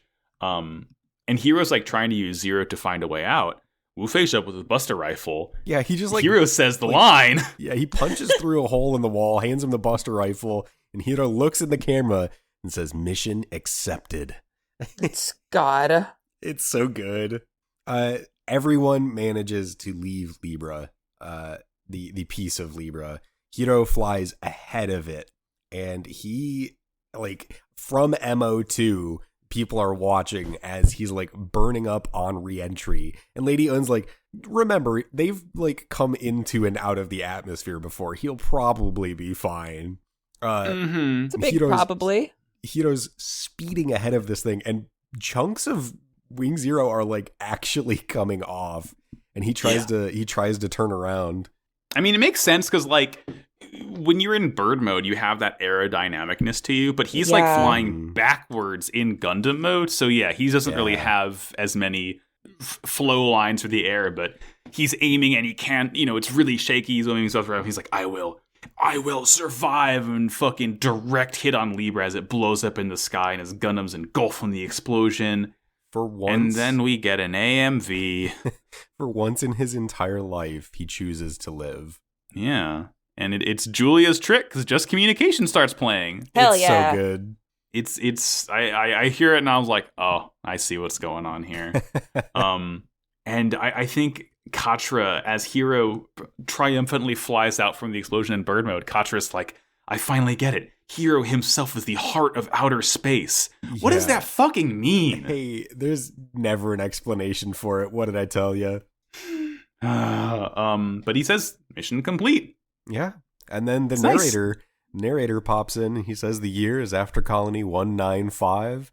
The colonies have effectively made peace with the United Earth Sphere. It's so nice. It's like, sure, peace happened, I suppose. A new Earth Sphere United Nations formed. We get a shot of Noin and Dorothy going to the twin graves of Milliardo and Trey's. And Dorothy asks her, hey, how come you never pay your respects to Milliardo's grave? And Noin's like, it's because I know somewhere out there he's still alive. Watch Gundam Wing Endless Waltz. Yeah. And then we get on the colonies, Relina, who is going by the last name Dorlin, is like, she's got kind of a changed up hairstyle. She's wearing a girl boss suit, and she's like on her way to a spaceport, and someone stops her, and they're like, do you have to be leaving so soon? And she's like, yes, I do. And the guy's like, well, we were hoping to celebrate your birthday with you here. And she's like, sorry, I must go. And she gets to the spaceport and boards a plane, and like someone who is on the plane, like cleaning or whatever, bumps into her. A hero-shaped attendant. Exactly. Bumps into her, and she goes to her assigned seat and sees a little teddy bear with a postcard. And she looks out the window, and she like realized, oh, that was Hiro, calls out to him, holds up the card from Hiro, and rips it up in front of his fucking face. I'm so mad this got me. This was so fucking good. It was kind of so hype, and I'm furious about it. She specifically says, next time, bring it to me face to face. I think if Relina said, I'll kill you to Hiro, that would have redeemed the entire series in my eyes. The fullest of circles we would have gone. That would have been the fucking funniest possible ending. And it's just like, that's Gundam Wing. I love it so fucking much. And we see Relina with the teddy bear, which is, we've seen that with Just Communication dozens of times. And it's not a lot of closure. No. I genuinely don't think it's like enough of a wrap up or closure. Like, we don't need an episode 50 for that closure, but like, we needed some of this stuff to be paced out a lot better. Yeah, exactly. Yeah. I mean, hopefully Endless Waltz will be that closure. I don't know. Time will tell. Great. From what I've heard in the Discord, this is the thing, right? I'll talk more on this in the entire series wrap up. I'm just mainly mad that they did Char's Counterattack and the ending wasn't a Char's Counterattack ending. It was just like, oh, by the way, everyone who mattered survived and everything's happy, yay. And it's just like, you didn't earn this. No, that's part of it. I think like Gundam Wing's biggest fault is partway through you realize it's a shonen anime, not a real robot series. Yeah, absolutely. And then they tried to pivot in the last 5 episodes to being the most serious real robot series by literally copying their own homework. And it falls apart. But I do need to say there is a final Operation Meteor count of 1 for these 4 episodes. We fucking did it, gamers. We did it. We got there. I'm so proud of us. Wow. And it's like, we're not done. We have a whole movie to watch next week. So it's like, there's more to sort of discuss and discover. But since that episode will be a sort of special occasion, we won't really be doing a post-episode bit for that. So, for this, and again, I don't want to like just kind of brush off that we ended the series, but again, we have an entire episode devoted to discussing it. Let's cleanse our palate before we close with probably the biggest fucking Beyond Toon World I'll ever do. Oh, God. You're going to love this. Trust me. Beyond Toon World! So last week we did the wonderful Brian Drummond, voice of Milliardo Peacecraft. Yeah, so hiccups here and there, but how about let's talk about Takahito Koyasu, the voice of Milliardo Peacecraft. This motherfucker. He is one of those people who never leaves the top 10 of BehindTheVoiceActors.com. Like several times I've checked and he's been number 1. Like he's like one of the best to ever fucking do it. He has one of the most recognizable voices you'll ever hear. He is so good at what he does, and there's a lot of roles. First, he was born May 5th, 1976 in Yokohama, Japan. He's been active since 1988. So when he was what? 12? That's not right. 1967, not 76. Okay. So he's been active since he was 21. He was 21. That's yeah. right. His hobby is writing novels and playing video games, and supposedly he has played every single game that he's done a role for. Hell yeah. That's awesome. Which is fucking incredible. I can't believe Milliardo's a gamer. Shit, there's so many of these fucking things. This is just like, I'm just gonna rattle these fuckers off. Earliest roles, I don't know what his very first role is, but his earliest notable role, 1989, Ranma 1/2, was Daisuke. Excuse me. 1990, the Japanese dub of Moomin. He was fucking Snufkin. Oh, yes. okay. Yeah, that's him. 1991, Gundam F91. He was Dwight Camry. I prefer Dwight Accord. Yo, thank you. Pause for humor. Pause for studio laugh. Please insert canned laughter. Yeah. Please insert canned laughter. 1992, Tekkaman Blade. He was Tekkaman Evil. Hey, Jay, this one's for you. 1992, Yu Yu Hakusho. He was both Sakamoto and Kido Asato. Hell yeah. 1993, Victory Gundam, Liole Sabat. 1994, G Gundam, Dr. Bellyman. Yeah, my friend Dr. from Bellyman. Neo Sweden. 1994, Macross 7. He was Gamlin Kizaki. 1995. Oh, and to note, I'm reading like the first instance of a role. In almost all of these, he has reprised this role for every future series and game. Yeah. So this list is far more than like 70-ish roles. It's like several hundred, but regardless. 1995, Slayers. He was Reizo the Red Priest. 1995, Neon Genesis Evangelion. He was Shigeru Alba, who was the long-haired bridge crew member guy who's in all the movies and shows. Nice. Of course, 1995 Gundam Wings X Marquise. What? Spoilers. Big surprise. In 1996, Fire Emblem anime, he was Navarre, who's a badass fucking swordsman. And he would be Navarre, even like in modern day Fire Emblem on the mobile game, he voices Navarre. So it's crazy that like he's been the guy. 1997, Pokemon, he was Butch, as in half of Butch and Cassidy. Yeah. Oh, okay. Nice. 1997, Revolutionary Girl Utena, he was Toga Kiryu. 1997, King of Fighters 97, and every fucking King of Fighters game since, he is Shingo Yabuki. Okay. In 1997, Transformers Beast Wars, he's Optimus fucking Primal. Oh, yeah. I don't know this game/anime, but it shows up a lot. 1997, Eve Burst Air, he's Kojiro Amagi. This guy for like fucking 10 different roles. In 1998, Initial D, he's Ryosuke Takahashi, who's the main character's older brother. That's Initial D's big bro. His Initial D Takahashi. In 1998, Sakura Wars 2 and all the future Sakura Wars games, he's Yuichi Kayama. 1999, Turn A Gundam, he's Jim Gingham, who I believe is the main villain. Yeah, yep.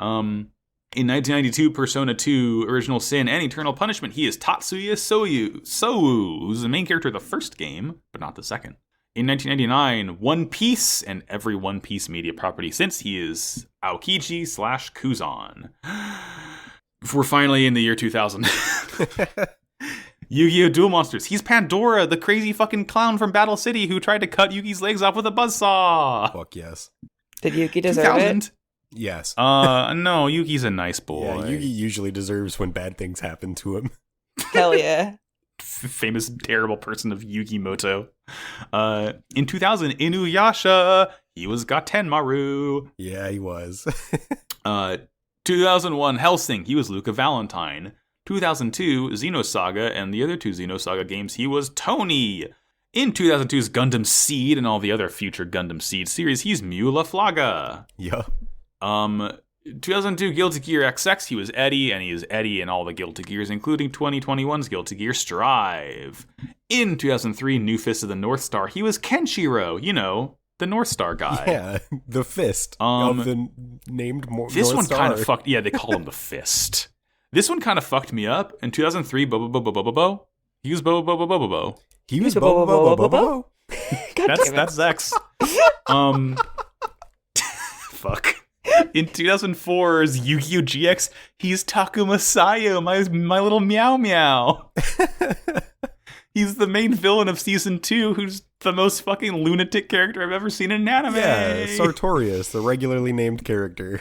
Who's 17 years old. Who's 17 years old, just like Milliardo Peacecraft. Yeah. In 2004's Dragon Quest VIII, he's Dual Magus, who's the main villain. 2005, Kingdom Hearts 2, and all the future Kingdom Hearts games that are set in Twilight Town, he's Sefer Almasi. What a lamer. That's a line from that game. In 2006's Oron Host Club and all the future Oron properties, he's Ranka Fujioka. 2006's Gintama and all the future Gintama properties, he's Shinsuke Takasugi. In 2006 Sen Goku Basara 2, he's Saratobi Sasuke and all the other future ones of that. Shit, there's so many more roles. 2008 Soul Eater, he's Excalibur. 2011 Hunter x Hunter, he's Dal Zalenze. Hang on, I need you. Yeah, he's a little guy. He's Excalibur. He's Excalibur. Oh my god. Okay. Isn't that funny? What was the Hunter x Hunter one? Dalzalen? Okay. Dalzaline? Okay. In 2012's Fire Emblem Awakening, he was both Long Ku and Valadar, and would continue to voice those characters in all the future.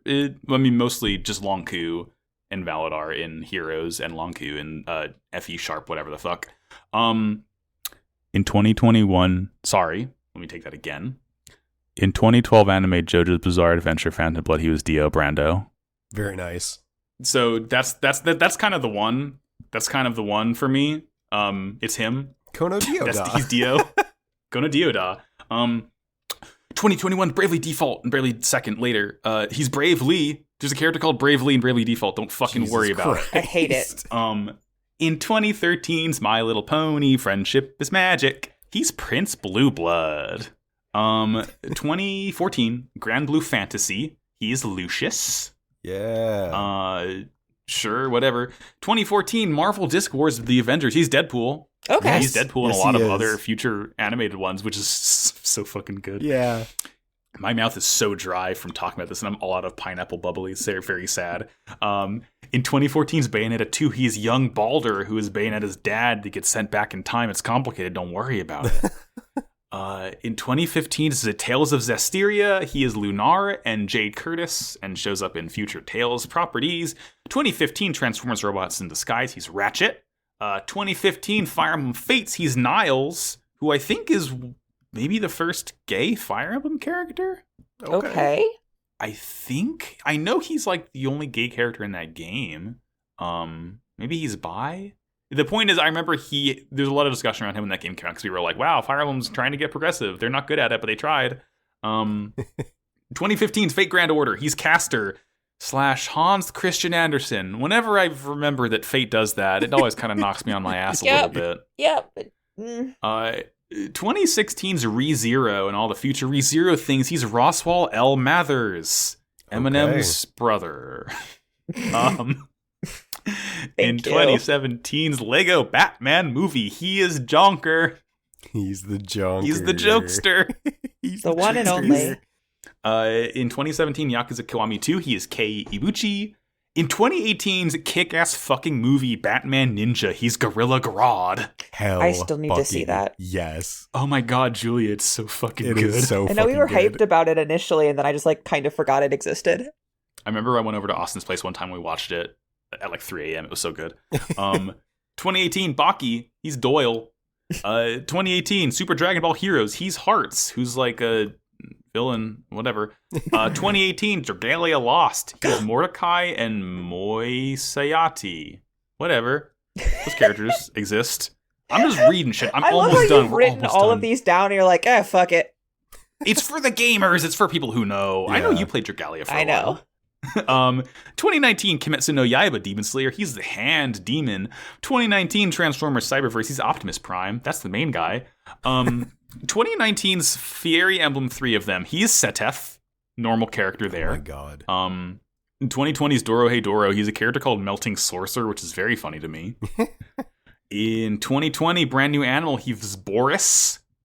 In 2021, Skate the Infinity, he's Adam. I hear that's a good show. It is a good show. 2021 Cookie Run Kingdom, he's Ninja Cookie. Fuck yeah, dude, whatever. Thank God. 2021's Pokemon Evolutions, he's Getsis. He's N's dad. Oh, hell yeah. And he's so prolific, he has roles in 2022 in the upcoming Triangle Strategy as Maxwell Trier. I cannot wait for that goddamn game. That game looks so fucking sick. More HD 2D games, please. And finally, to close off this road roller of a Beyond Toon World, I like to read off the English dubbing roles, because that's where I think the most batshit roles lie. He dubbed over Taika Waititi as Antoine in Free Guy, award-winning Ryan Reynolds movie. Oh my god. He dubbed over Mark Strong as Thaddeus Savannah in Shazam movie. Oh my god. He dubbed over Patrick Stewart as the poop emoji in the Emoji movie. D-O-Y. He dubbed over noted cult leader Jared Leto as Jonker in the Justice League movie. And finally, beloved Japanese treasure Takahito Koyasu dubbed over Freddie Prinze Jr. as Fred Jones in the Scooby-Doo movies. Oh my god. That's the best one. That's the best one. Absolutely incredible. I cannot thank Takahito Koyasu enough for the light he's brought into this world. God, that's phenomenal. And that's the longest Beyond Toon World I ever want to do. I am applauding very quietly, but I'm applauding. I'm saluting with all 2 of my hands. All 2 of them. I'm proud of you. If I had a third hand, I would be using it to salute Takahito Koyasu because he's Fred Jones from History Incorporated. I think Coolsville sucks. I think Coolsville sucks. Can we end this episode now? Absolutely. Who wants to go first? I'll kick us off. Okay. I have been Jared, or Jay, and it has been just an honor to cover the entirety of the show of Gundam Wing. Glad I'll be around for at least 2 more episodes, but very glad to have been here. And if you want to interact with me, you can find me at PagliacciProtoJ on Twitter, and I'll let someone else talk about the Discord in just a moment. I've been Julia. This show has been a roller coaster of emotions, but like Jay said, I've still got 2 more, but it's been really nice hanging out with y'all. You can find me mostly on Twitter at The Crown Jewels. Now it's my turn for my voice to crack. That's JULES with 2 underscores. And then if you want to hit us up on Twitter, we are at Wow Cool Podcast. And the Discord is linked within that. And I've been Max. Oh God, my mouth is dry. I think we're all dying. Yeah, we did. I didn't make it out of Libra in time. Hero got me. You can find me on Twitter at MaxyBajillion. I have a lot of podcasts I don't care to link right now. They're in the description. Although, do send in fan mail, questions, whatever, to nevermindthetrollocs@gmail.com, because at the end of January, we're going to be doing our final episode of Nevermind the Trollocs, which is a Jeff Bezos Amazon Wheel of Time podcast. Last one's going to be a mailbag. It's going to be really fun. I'm looking forward to it. Welcome Podcast on Twitter. Julia mentioned the Discord. And it's my turn. It's your turn, Max. So I have a question. Max, what is your robot of the week? Android 18 from Dragon Ball Z, because look at her. Wow. Solid. Jesus. I've been playing a lot of fucking Kakarot over the weekend. I think she's nice. Yeah, so does Krillin.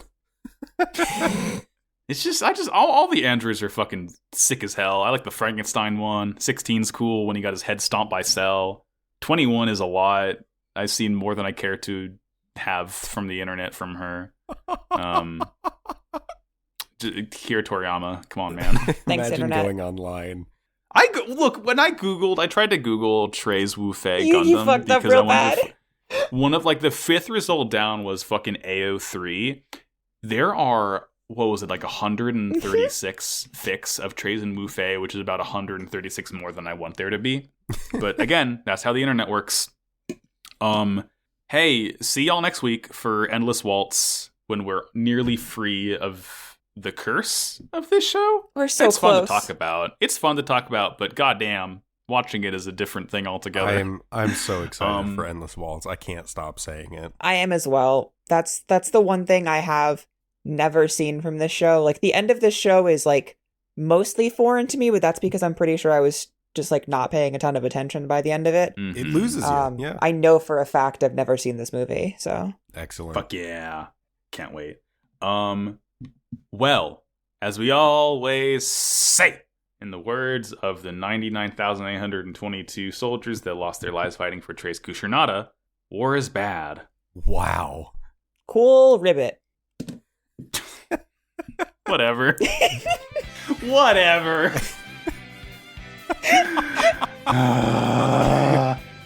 Catch you next time. See you on the dance floor. Come hang out with us again. We're really good at podcast.